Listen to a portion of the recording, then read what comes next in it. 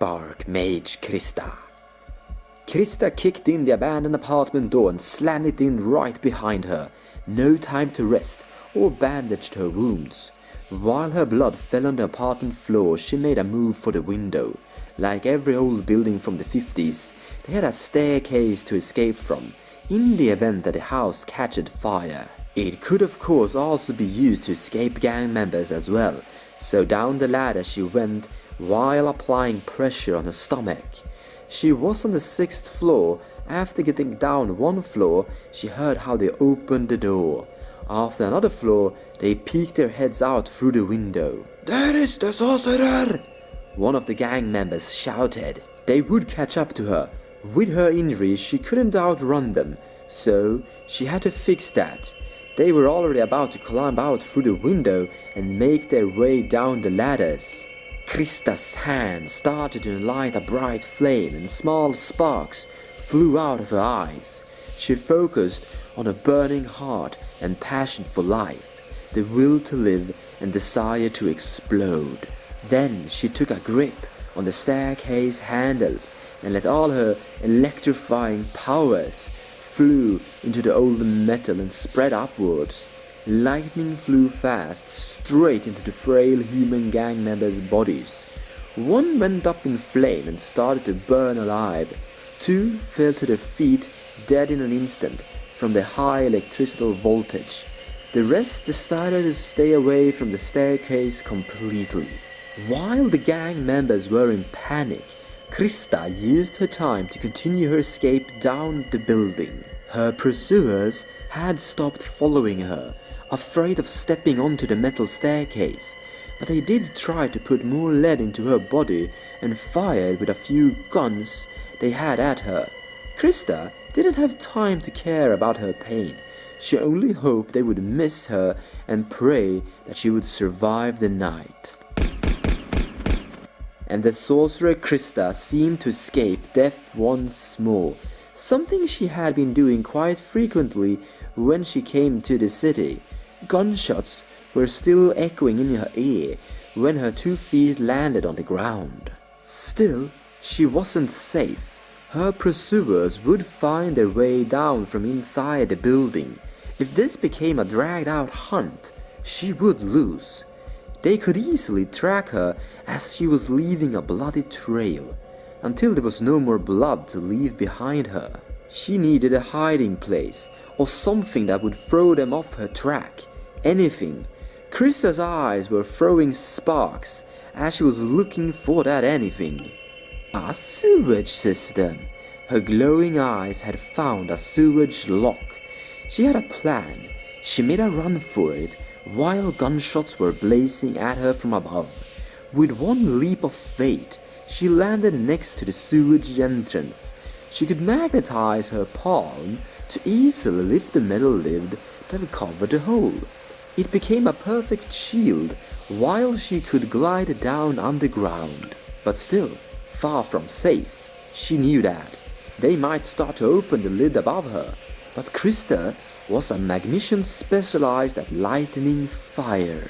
She never learned where her source of power came from, or how it actually worked, but from where she got it from, Krista moved it towards her fingertips and let it flew out through her fingernails, turning them into wielding flame that she used to melt the metal around the sewage lid, making the steel liquefy and then fuse together to prevent anyone from following her on this path. She was safe. For now. She could finally fall down on her knees and rest for a tiny bit. Above her came angry scream and various death threats. "We're gonna smoke you out, bitch!" and other vocabulary expressions. She couldn't really blame them. She had just recently electrocuted 3 of them. They would never forgive that, and if they got their hands on her, she was toast. They would exercise on her with hammer, screwdriver, and maybe a small scalpel. But it was also business. They couldn't let someone steal from them and get away with it.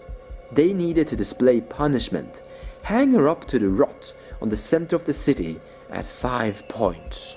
Fucking men can't show others they are weak. But then again, if they failed and didn't make an example out of her, other gangs might move in on their turf. She opened her leather jacket and moved her right hand towards her left sleeve. Just inside her leather jacket's left sleeve, she carried a stone tablet. It was small enough to go into her arm sleeve together with her entire arm, but it was also too big to fall out through her jacket's arm cuffs. She placed it on the floor away from her and kept stripping layer after layer from her torso. The amount of blood that leaked out from her did in fact frighten her. "I know you're still down there, asshole!" The same voice kept taunting her from the streets above. She needed to get the bullet out from her body, now, but how? She wasn't a doctor or any form of healer, or maybe she was. She didn't really know what her superpowers could do. Fire and lightning sparks always seemed to burst out from her. Accidentally burn down a house during sleep that way. But if she focused her mind, she could direct it. Somehow. Krista might be able to do more things. At least that was what she hoped to get out of the stone tablet. But she needed to do something with what she got at the moment. She could seal her wound with her burning fingers. She had done that before. But how was she going to get the metal out of her belly? Metal? Krista could magnetize her fingers to pull it out without even touching it.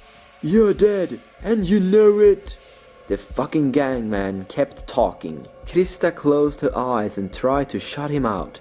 Fingers spread wide in front of her belly, ready to catch. She still sat down.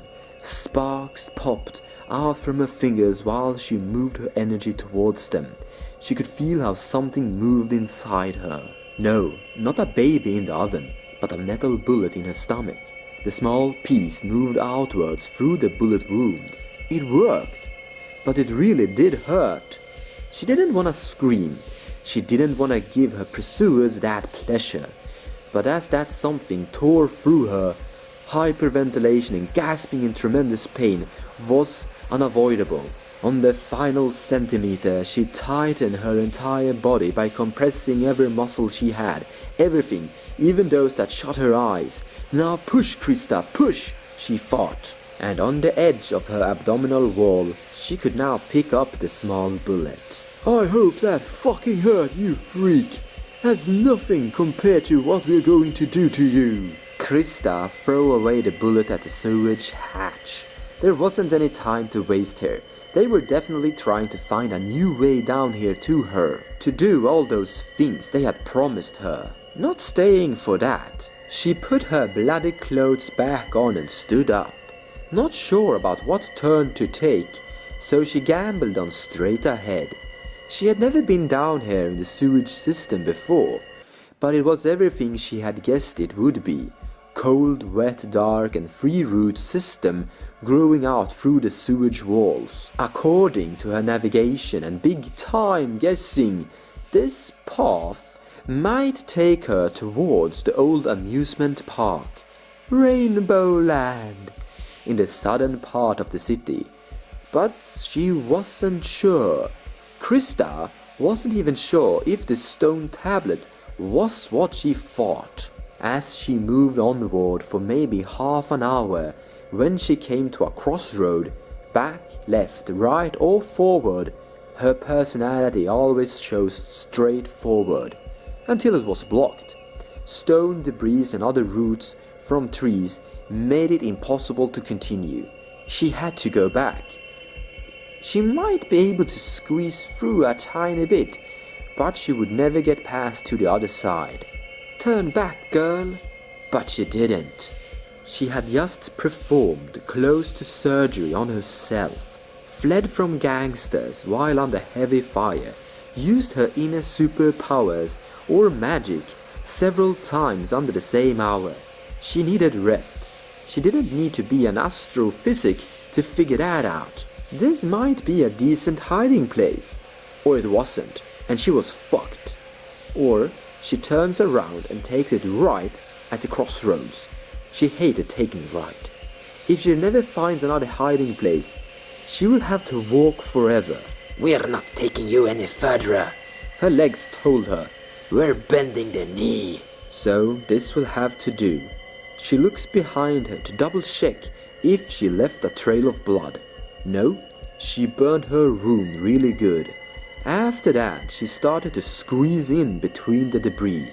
Suddenly, her hand grabbed onto a car door.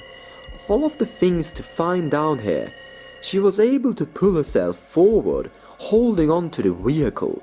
It hurt like hell, but she got through. The car door was locked, but she could squeeze inside through the windshield. This car might have been down here for years. The surface road must have collapsed and caved in somehow. Most of the roads were in a sorry state these days, but it served as a good place to rest.